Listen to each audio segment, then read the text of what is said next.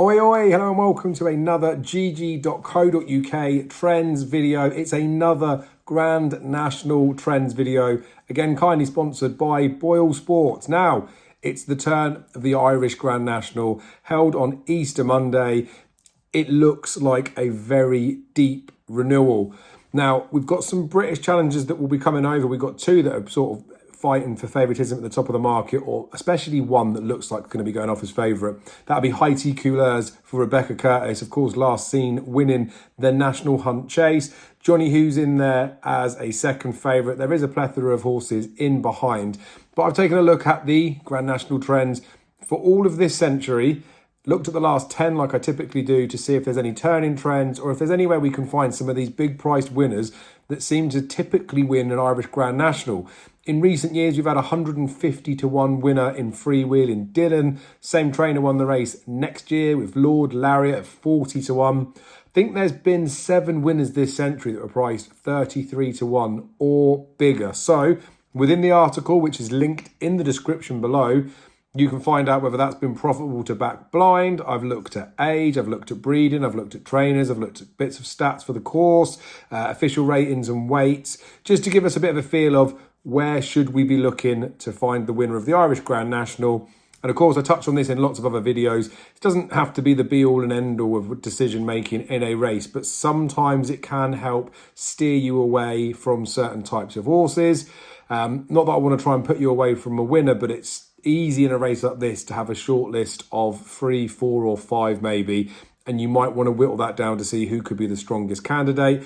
Or it may even be the case that you have question marks or concerns about something for a horse that you fancy for this race. You can look at this article, like I say, links in the description below, to actually find out if you're worried about something that doesn't need to be worried about.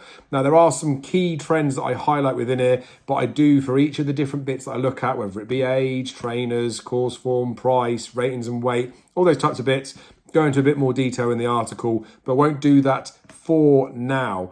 What I think is probably the key thing to do in a race like this is, I'm going to look at these top line trends. So I'll read those through like I normally do and I'll put them linked below. But we'll also have a look at Haiti Couleurs because there's not that many horses that go off real short for an Irish Grand National. Currently top price 7 to 1 at the time of recording, but there is obviously a chance that this horse could be very well backed. Now, there's only been 2 runners this century that have been priced 4 to 1 or shorter. One of those was in the last decade.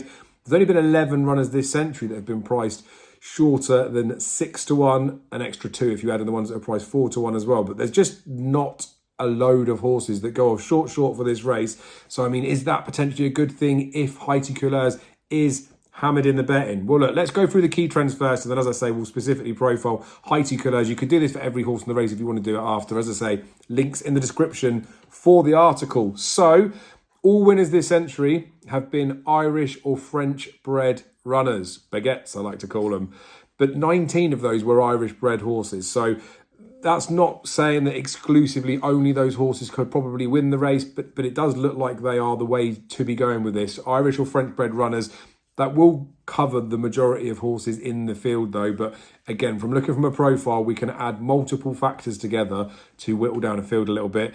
You want to respect 6 and 7 year old runners. They're probably no older than 9 years old to win this race. So again, most horses are going to tick the boxes in those field. 6 and 7 year old runners have got a pretty good strike rate. They've done all right in the last decade and this century. They account for half of the winners this century, and 7 of those winners have come in the last decade. That's for 6 and 7 year olds. But really, as long as they're no older than 9, you wouldn't necessarily rule them out. Has not run at Fairyhouse, or if they have 5 or more runs. Now, this is quite a, I want to say niche one, but it's quite specific in the fact of having 5 or more runs. Now, most winners had not run at Fairyhouse, but that isn't true of most runners of the race. So most runners had been around Fairyhouse for a various number of runs. Now, there have been winners that have had 1 or 2 starts at the track. There's been horses that have run that have had 3 or 4 starts at the track, but the strike rate starts to peter off a little bit. However, if you look at horses that have had 5 or more runs at Fairyhouse, they are profitable to back blind.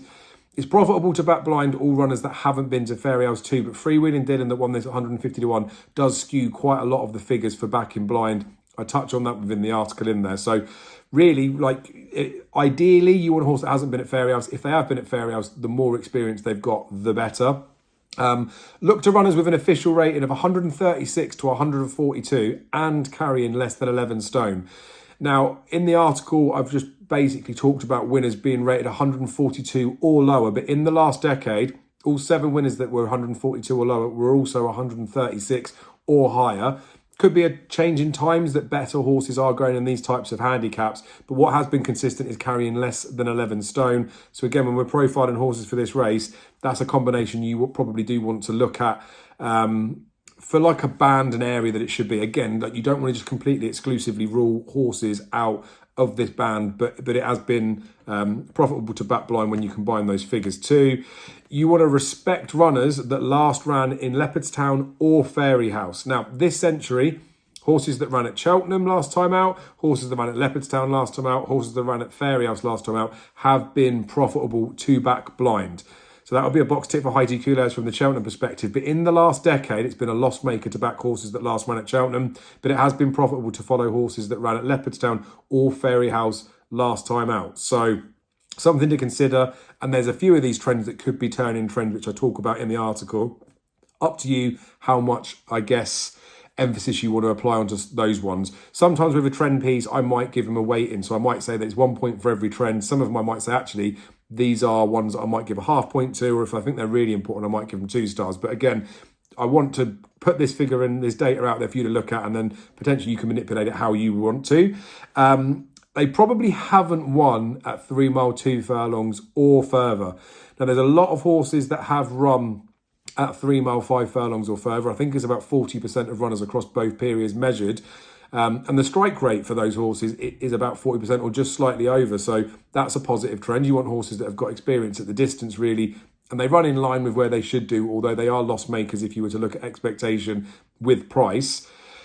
But not many horses have won over 3 mile 2 or further before winning this race. So that is one to think about. None of the last 10 had won over 3 mile 2 or further, and only 3 winners this century had already won at 3 mile 2 or further. So I guess the point with that really is horses are unexposed for the fact that they haven't won at those types of distances, despite the fact that plenty of them might have tried.